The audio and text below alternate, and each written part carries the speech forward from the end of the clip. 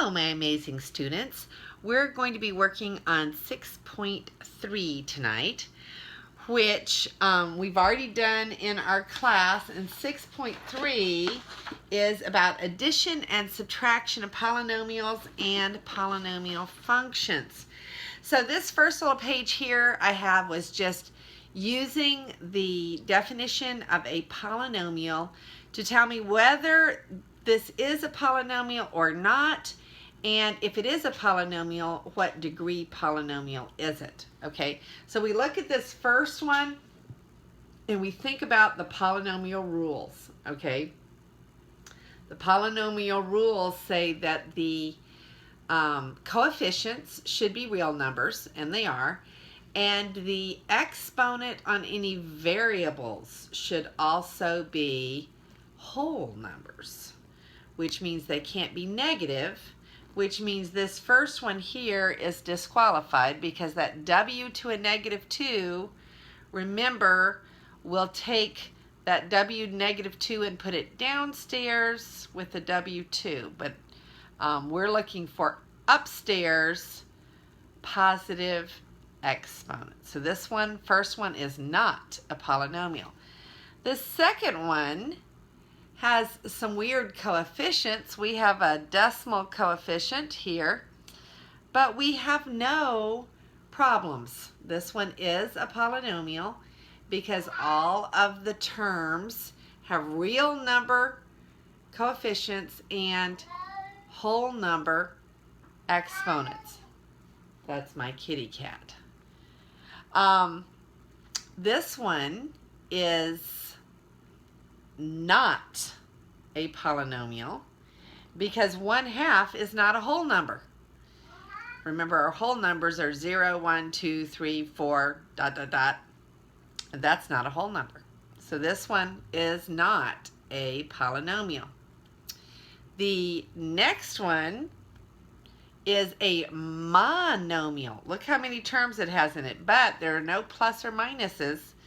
It is a one-termed polynomial called a monomial, but we have a 3 and a 2. Those are whole number exponents, and therefore it is a polynomial. So the next thing I wanted to do is to start with you on adding and subtracting. I'm trying to figure out how to get that glare out of the middle of the board. Hey, how's that? Okay, so here is a problem where we're adding two polynomials together. And remember, when we're adding or subtracting, we must look at what terms are like terms with each other. To be like terms, they have to have the same variable with the same exponents. Okay, so here we have a w squared and a w squared. So we can add those two together. Since one's a positive and one's a negative, we actually subtract the absolute values to get 4w squared. Okay, the next one is a w term and a w term. So we will add those two, and we have a -5 and a +11, which is a +6w. And lastly, we have a 16 constant with a 4 constant. We're adding them together to get a 20. So that is the end of that problem. Oops, throwing my little setup around here. So now we have another that we're adding two polynomials together, and we have to look for like terms. Notice the top polynomial has a fourth, a cube, an m to the 1. Remember, when there's nothing there, it's an m to the 1, and then a constant, -6. The second one has a cube, a square, an m to the 1, and a 4. So the top polynomial has a fourth power that the second polynomial does not have, and the second polynomial has a square that the first polynomial does not have. So adding like terms together, we'll first add our fourths. There's only one of these. So 4m to the fourth plus, so that we have a cube and a cube. So when we add those together, we're going to get 10m cubed. Then we have an m squared down here and nothing up there, so we're just going to write down negative 2m squared. We have an m and another m, so that will be 2m. And then we have a negative 6 and a positive 4. Oops, I ran out of 2. I ran out of room, so that will be a negative 2 on the end. So just pretend that negative 2 is right there at the end. That's problem number 2. All right, so now we're subtracting. Remember, when we're subtracting polynomials, it's much easier to just distribute the negative sign through the second polynomial. So basically that means I'm going to take this negative here and I'm going to stick it right here as a negative 1. And then I'm going to distribute that negative 1 all the way through, and then I'm going to proceed to add the polynomials together. So when I distribute a negative 1, it just changes all the signs. So I have a negative 6h squared, a negative 2h, a positive 4.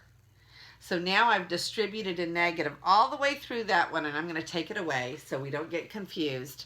And now I'm going to take this one and add it because I've distributed the minus sign. And again, we have to add the h squared with the h squared, the h with the h, and the constant with the constant. When I finish doing that, I'm going to have 11 plus a negative 6 is a 5h squared. A negative 3 and a negative 2h is going to be a negative 5h. And a positive 12. So that's how we work that problem. Okay, so we have one more before I pause and put some more problems out here for you. Okay, this one is also a minus problem, which means I'm going to take the minus sign and distribute it across the second polynomial. So I'm just going to take this, move this in a little bit, take a minus 1 here. So I'm moving the minus sign over here to distribute it. Remember, distributing is moving and multiplying each and every term by the negative 1. So just taking care of this one, the second one, I'm having problems here. Okay, just taking care of the second one, we're going to have negative 1 times 7f cubed is going to be negative 7f cubed. Negative times negative is a positive 8f squared. Negative times a positive is a negative 9f. Negative times a negative is a positive 1. Okay, so I took each one of these and basically see how it just changed the sign of each one. I'm done with that one. So now I'm going to add my like terms together. And I've got a cube and a cube, and f squared, f, constant, constant. So each one has a partner to add to. So 3f cubed minus 7f cubed is negative 4f cubed. And then I have a positive f squared plus an 8x f squared is a 9f squared. A negative 2f and a negative 9f is a negative 11f. A negative 4 and a positive 1 is a negative 3. And I will be back with some more problems in a moment. Before I stop, I'm going back to this first page because I forgot to talk about what degree the polynomials are. Now remember, this one was not a polynomial. This one was a polynomial, and it is a degree 4 because the highest degree term is a degree 4. This one was not a polynomial because of the 1/2 power. This one was a polynomial. And remember how I showed you on the board that even though these are two different variables, I have x, x, x, y, y. The degree of a polynomial is how many variables it has. So it has 5 variables. We add the exponents together. This is a degree 5. I wanted to make sure I showed you that before I erased the board. All right, so we're back with a few more problems. On this one, we are adding 2 polynomials, and these are more than one variable in these polynomials. So we have an m cubed n squared, m cubed n squared. So these two match each other. We have an mn squared and an mn squared. And we have an mn and an mn. But this one up here does not have a constant. The second polynomial has a constant. So everything matches except for the last term just does not exist on the first polynomial. So when we start to add these together, we will add the like terms. M cubed n squared, 9m cubed n squared. Remember, if there's nothing here, it is an understood 1. So I have 1m cubed n squared plus 9 is going to give me 10m cubed n squared. Then I have 3 and 3 mn squareds. So that's going to be 6mn squared. And then I have a negative 4 and a positive 9, which will give me a positive 5mn, and then minus 11, because there is nothing to join that one there. Okay, so now go to the next one, and we have a 2ab minus a 3b plus 6, and on the bottom we have a 10ab plus an a plus a 9b minus a 6. Now notice the bottom one has an a, whereas the top one does not, but otherwise they have matching terms. So we're gonna, since we're minusing, subtracting, we're gonna go ahead and distribute that minus all the way through the second polynomial. I'm just gonna rewrite that down here. Negative times a positive is a negative 10ab. Negative times a positive is a negative a. Negative times a positive is a negative 9b.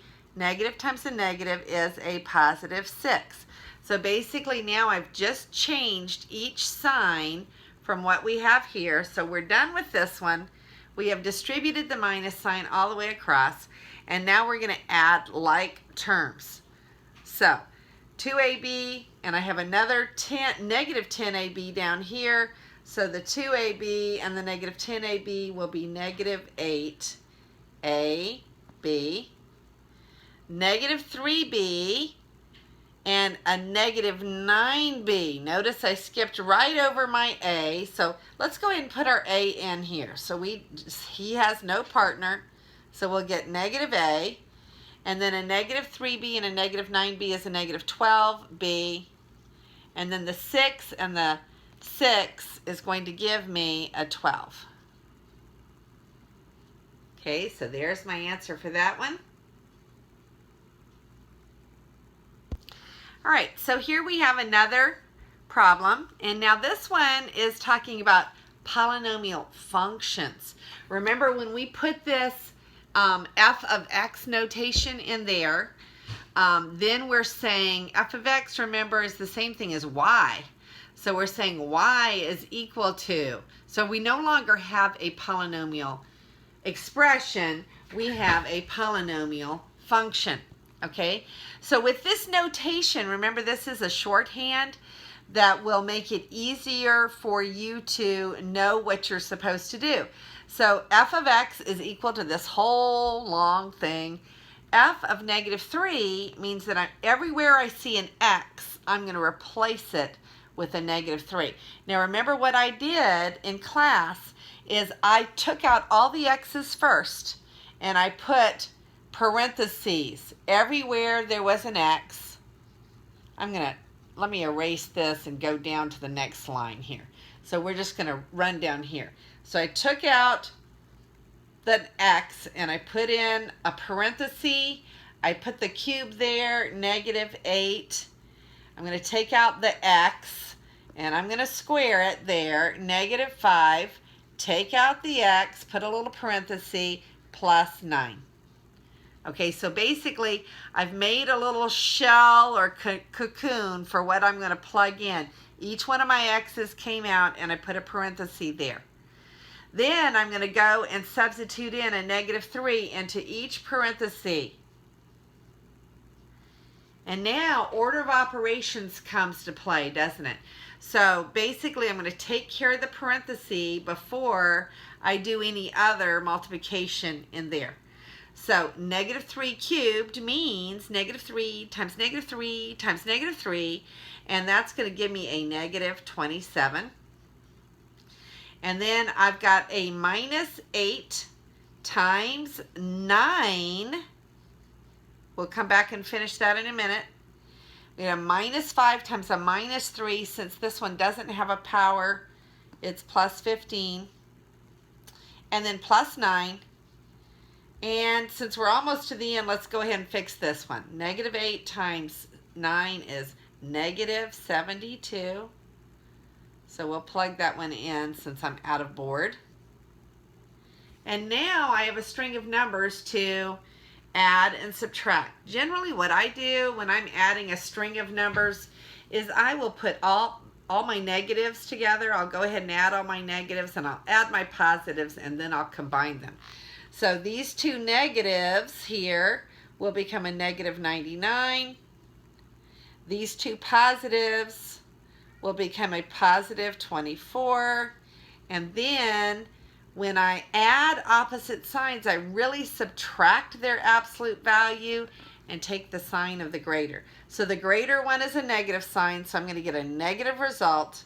And 9 take away 4 is 5, and 9 take away 2 is 7. So -75 should be the answer. All right, so we move to the next one. Again, we have an f of x and a g of x, talking about polynomial functions. So now we're talking about the sum and the difference functions. So this is a shorthand that says, hey, take the two functions and add them together. Take the two polynomials and add them together. Take the two polynomials and subtract them. Now this one says take the two polynomials, subtract them, and then substitute in a -1. Remember when we were in class, we did something like this both ways. We first took our result for this one and substituted in the -1. But I showed you could also take the original function and substitute a -1. Take this original function, substitute in a -1, and then subtract them. So we will do that one shortly. All right, so this first one up here, the sum of the two is just taking these and adding them together. Remember, we have to add like terms together. So this x squared does not have a partner. So we'll just put it down, x squared. And then a 4x and an x is going to give you 5x. And a -3 and a -1 is going to give you a -4. Okay, then down here we're subtracting the two. And if we were writing it all out, we would take a minus sign and distribute it all the way through. But just because I'm out of board space and it's late and I'm tired, I'm just going to subtract them. Okay, so x squared does not have a partner, so it will be x squared. And f here, take away g here, so 4x take away x is 3x. -3 take away a -1. What happens when we take away a -1? It becomes a +1, right? So -3 plus 1 is -2. So those are my two functions.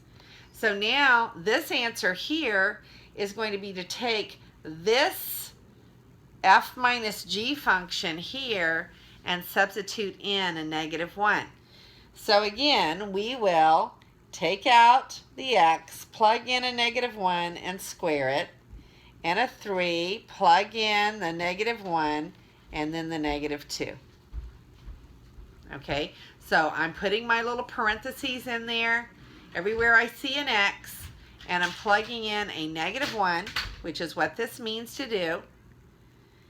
Okay, so now -1 times -1 is 1. This one's going to be a -3 and a -2. So 1 take away 3 is -2, and then adding another -2 is a -4. So this answer should be a -4, which I will write very small. Okay, and now I'm going to come back with a fresh board and do that same problem another way. All right, so I am getting ready to do another board here, but notice we got a -4 at the end of that one when we evaluated our f minus g of x, and then we substituted in the -1. Now, on this second board, I have taken the same problem. Notice the f of x was x squared plus a 4x minus a 3. And my f of x of -1 here, f of -1 is, instead of x squared, it's -1 squared. Instead of 4x, it's 4 times the -1 minus 3. So basically, I have substituted the -1 into the original equation. So f of -1 is going to be 1 minus 4 minus another 3. So 1 take away 7 is -6. All right, so I did the same thing. This was my original. G of x is x minus 1. So g of -1 is -1 minus 1. I'm plugging in the -1 for the x, which is -2. Okay, so then f minus g of -1 is going to be the f of -1, take away the g of -1, and remember when I minus a minus I get a plus, so I get -6 plus 2, which again is -4. We got -4 when we did it this way, down at the bottom there, okay? We got a -4 when we did it this way. So this is a good check to make sure that we're doing it correctly, okay? Now, if I didn't have to find this whole function out and give that, you could have done it the other way. It's a little shorter, okay?